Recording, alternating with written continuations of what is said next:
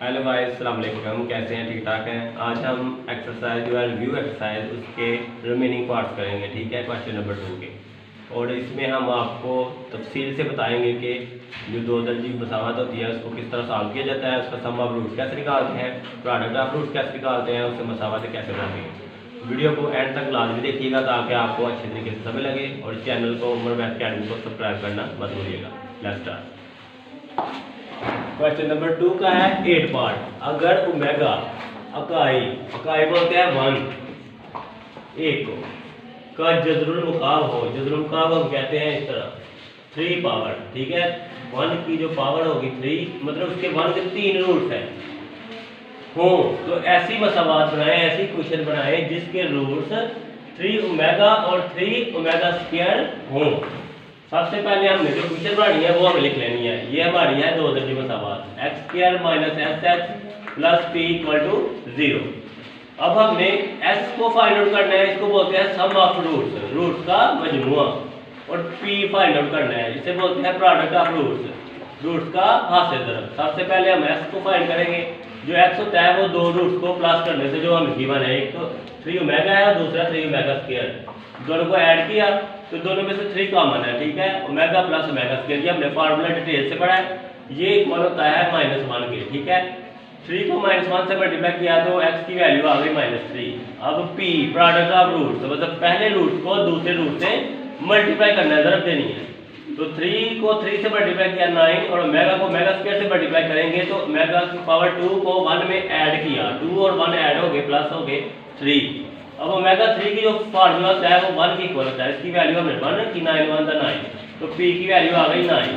अब x की और p की वैल्यू इनको हम दर्ज करेंगे क्वेश्चन नंबर 1 में, और अपनी required quadratic equation find out करेंगे। मुसावात नंबर 1 में x और p की कीमतें दर्ज करने से एक्स स्क्वायर माइनस x की जगह हमने रखा उसकी वैल्यू -3 ब्रैकेट में x प्लस, और p की जगह हमने रखा 9 p की जगह इक्वल है 0। तो x square minus minus plus 3x plus 9 equal है 0। ये हमारा रिक्वायर्ड आंसर आ गया पार्ट नंबर 8 का। अब पार्ट नंबर 9 तक की भी तकसीम की मदद से यूजिंग सिंथेटिक डिवीजन, बाकी मीन रिमाइंडर और हासिल की सब्स्टिट्यूशन फाइंड आउट करें बिलोंग कीजिए। जबकि x³ plus 3x square plus 2 divided by x minus 2, पहले हम इसको कंप्लीट लिखेंगे कि इसमें से एक मिसिंग है, x की वैल्यू, x वाला वेरिएबल नहीं है वो, इधर पहले हम कंप्लीट लिखेंगे इसको। x³ प्लस 3x स्क्वायर, उधर हमारे पास x वाली वैल्यू नहीं है तो लिखेंगे plus 0x plus 2 divided by x minus 2। इधर हम x की वैल्यू निकाल के ताकि हम उस पर डिवाइड कर सकें, x माइनस 2 को 0 के इक्वल रखेंगे, और ये माइनस का 2 था, इधर आके प्लस 2 हो गया।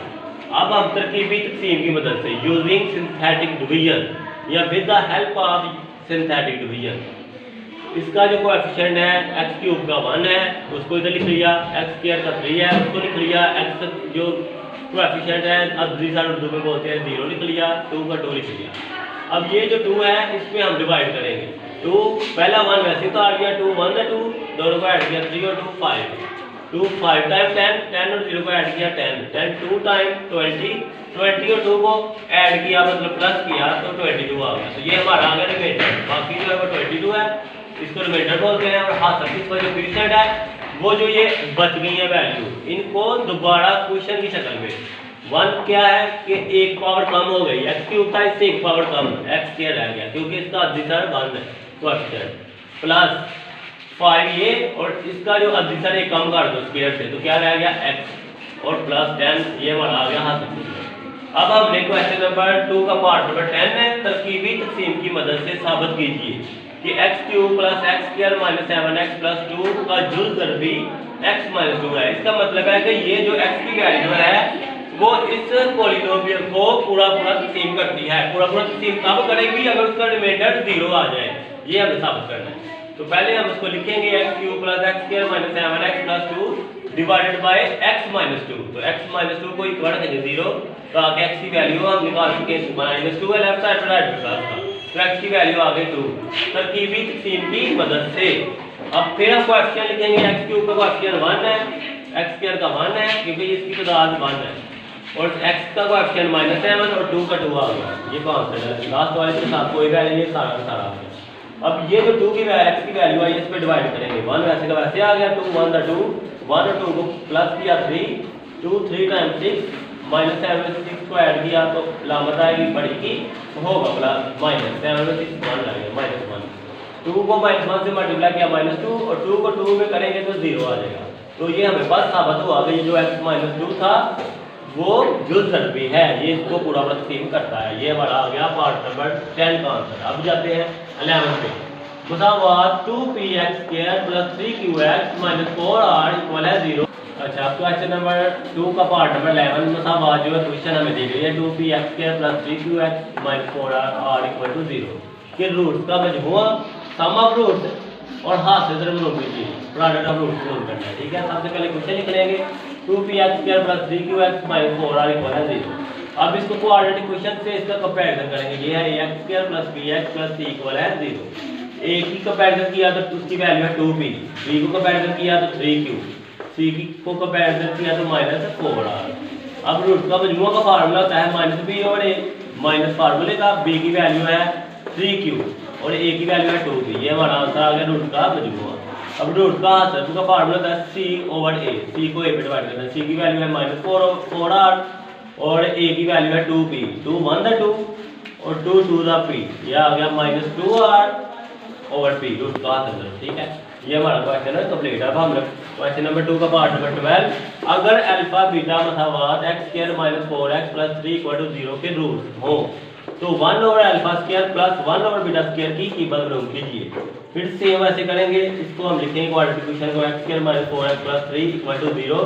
फिर ये हमारी जो गिवन है जो फार्मूला हमारा क्वाड्रेटिक इक्वेशन का ax² + bx + c = 0, दोनों को कंपैरिजन करेंगे। a की वैल्यू हमारे पास आ गई 1 और b को की आ गई -4 और c की आ गई 3। अब हमारे पास रूट का जो मजमूआ है उसका फार्मूला अल्फा + बीटा इक्वल होता है -b/a। अल्फा + बीटा इक्वल आ गया -b की वैल्यू है -4 और a की है 1। अल्फा + बीटा इक्वल आ गया -4 प्लस का आ गया डिवाइड बाय 1। 4 को 1 पे डिवाइड किया तो अल्फा + बीटा की वैल्यू आ गई 4। अब रूट का हासिल जो होता है वो अल्फा को पहले रूट को दूसरे रूट से मल्टीप्लाई करते हैं। अल्फा डॉट बीटा मतलब अल्फा × बीटा इक्वल है c/a। c की वैल्यू है 3 और a की वैल्यू है 1, तो 3 को 1 पे डिवाइड किया अल्फा बीटा की वैल्यू आ गई 3। अब हमने जो फाइंड आउट करना है उसको लिखेंगे 1/α² + 1/β² इक्वल है, इसको लेंगे एलसीएम α² और β² वैसे का वैसे आ गया, दोनों को मल्टीप्लाई किया तो ये हमारा एलसीएम 2 आपका आ गया। अब ये α² से कट गया तो β² बच गया, इसको हमने 1 से मल्टीप्लाई किया β²। अब फिर α² β² को β² पे डिवाइड करेंगे, β² β² कैंसिल हो गया, α² बच गया। α² को 1 से मल्टीप्लाई किया तो α²। अब इसको तरतीब लगाएंगे, α² को पहले और β² को बाद में। α² + β² डिवाइडेड बाय ये अलग अलग स्क्वायर था, हमने एक ब्रैकेट में करके इकट्ठा कर दिया ताकि इसकी वैल्यू पुट कर सके। अब ये जो है ये हमारा फार्मूला है, हमें दोबारा याद रखना है। α² + β² इक्वल होता है अल्फा + बीटा होल का square -2α beta divided by alpha beta whole का स्क्वायर। अब इसमें हमने वैल्यू पुट करनी है, ये अल्फा + बीटा की 4 और अल्फा बीटा की 3। अल्फा + बीटा की जगह 4 रख देंगे, 4 का होल का स्क्वायर -2 अल्फा बीटा की वैल्यू रख देंगे 3 और इधर भी अल्फा बीटा की वैल्यू 3 होल का स्क्वायर। 4 का स्क्वायर 16 -2 3 टाइम्स 6, 3 का स्क्वायर किया 3 3 टाइम्स 9, 16 में 6 माइनस कर दिया 10 और 9 का 9, ये कटिंग नहीं होता तो 1/α² + 1/β² की वैल्यू आ गई 10/9। ये हमारा आज का रिजल्ट। ओके गाइस, कैसा लगा मुझे आपको ये लेक्चर समझाना। अगर आपको मेरा लेक्चर पसंद आया हो तो उसको लाइक, वीडियो को शेयर और कमेंट करना मत भूलिएगा और मुझे दुआ में याद रखिएगा। अल्लाह हाफ़िज़।